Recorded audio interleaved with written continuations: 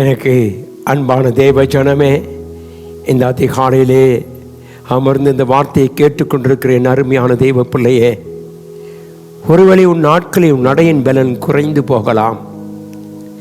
நம்முடைய பலன் நமக்கு ஒருவேளை நம்முடைய கைகளும் கால்களும் சரீரத்தின் பலனும் குறைந்து போகலாம். ஆனால் தேவன் நம்முடைய நடைகளை ஆசீர்வதிக்கிற தேவன் என்பதை இன்று காலையில் நாம் சிந்திக்க போகிறோம்.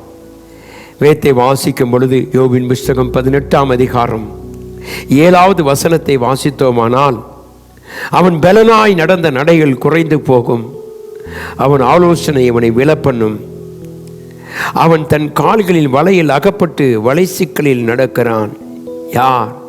தேவனை அறியாதவன். தேவனை அறியாதவனுடைய வாழ்க்கையை குறித்து கர்த்தர் சொல்லுகிறார். துன்மார்க்குடைய விளக்கு அணைந்து போகும், தேவனுடைய பிள்ளையுடைய கூடாரத்தின் வெளிச்சம் அந்தகாரப்படும். நடந்து வந்ததான பலன் குறைந்து போகும். ஆனால் தேவனை ஆராதிக்கிறவனுக்கு அப்படி அல்ல. வேதம் சொல்லுகிற தேவ பிள்ளையே, சங்கீதம் 18:36, என் கால்கள் வலுவாதபடிக்கு நான் நடக்கிற வழியை நீர் அகலமாக்கினீர். எனக்கு அன்பான தெய்வ பிள்ளையே, நம்முடைய கால்களை கர்த்தர் வலுவாதபடி காக்கிறவர். துன்மார்க்கு நடைகள் பலன் குறைந்து போகும். தேவனை அறியாதவனுடைய வாழ்க்கையில் தடுமாற்றங்கள் இருக்கும்.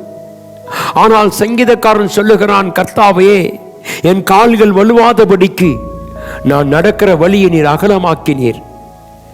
எனக்கு அன்பான தெய்வ ஜனமே, கர்த்தரை நம்பி இருக்கிற உன் வாழ்க்கையில நடைகளை கர்த்தர் அகலமாக்கி, உன்னை விரிவாக்கி, உன்னை ஆசீர்வதித்து, உன் எல்லைகளை மகிமைப்படுத்துகிற தேவனாகிய கர்த்தர் இந்த காலை வேளை சொல்லுவோம், ஆண்டவரே, கர்த்தாவே, நாங்கள் எங்களுடைய பலன் குறைந்து போகும் பொழுது நீர் எங்கள் மத்தியிலே இறங்கி வந்து கர்த்தாவே எங்கள் கால்களை வலுவாதபடி காக்கிறதுக்காக உமக்கு நன்றி சொல்லுவோம். இந்த கால வேளையில கர்த்தாவே, நம்முடைய வாழ்க்கையில தடுமாற்றங்கள் வரும் பொழுது நாம் சோர்ந்து போக வேண்டாம். தேவனாய கர்த்தர் நம்மை நடத்த அவர் வல்லவராக இருக்கிறார். அல்லேலூயா. ஆகவேதான் தேவனுடைய பிள்ளை தைரியமாய் சொல்ல வேண்டும், கர்த்தாவே, எங்கள் நடைகளை நீர் காத்துக் கொள்ளுகிறீர், நீர் எங்களை நடத்துகிற தேவனாக இருக்கிறீர். அன்றுவரே கர்த்தாவே, உம்முடைய கண்ணை எங்கள் மேல் வைத்து எங்களுக்கு ஆலோசனை சொல்லுகிறவர்.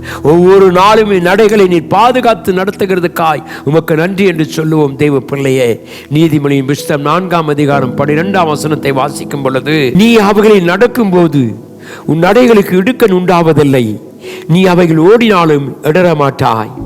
தேவனுடைய பிள்ளை, உன் கால்களை கர்த்தர் அகலமாக்கி நம்மை ஆசீர்வதிக்கிற தேவன் சொல்லுகிறார், நீ அவைகள் நடக்கும் பொழுது உன் நடைகளுக்கு இடுக்கண் உண்டாவதில்லை. அல்லேலூயா.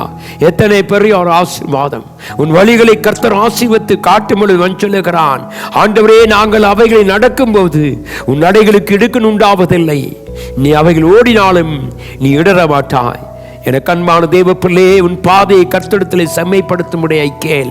யோபு சொல்லுகிறான், துன்மார்க்கு நடைகள் பலன் குறைந்து போகுமானால் தேவனை ஆராதிக்கிற வாழ்க்கையிலே கர்த்தர் பெரிய காரியங்களை செய்து உன் வழிகளை அகலமாக்குகிற தேவனாகிய கர்த்தர், உன்னை விடுதலையாக்கிற தேவனாகிய கர்த்தர் என்று வாசிக்கிறோம். அவைகள் நீ நடக்கும் பொழுது, கர்த்தர் காட்டும் பாதையில் நீ போகும் பொழுது உன் நடைகள் ஒரு நாளும் இடுக்கண் உண்டாவதில்லை. அல்லேலூயா.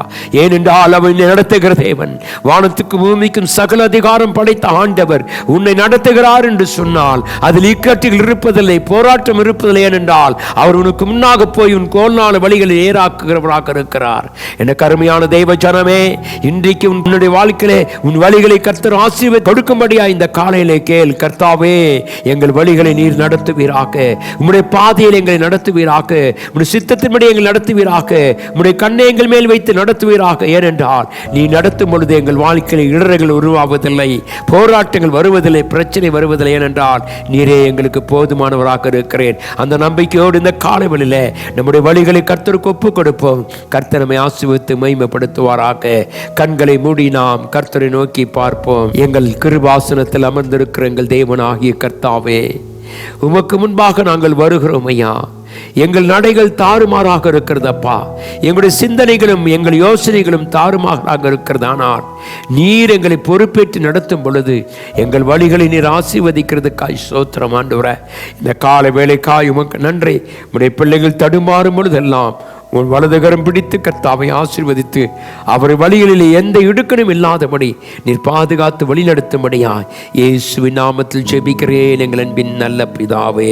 ஆமென். தேவன் நம் அனைவரோடும் இருப்பாராக. ஆமென்.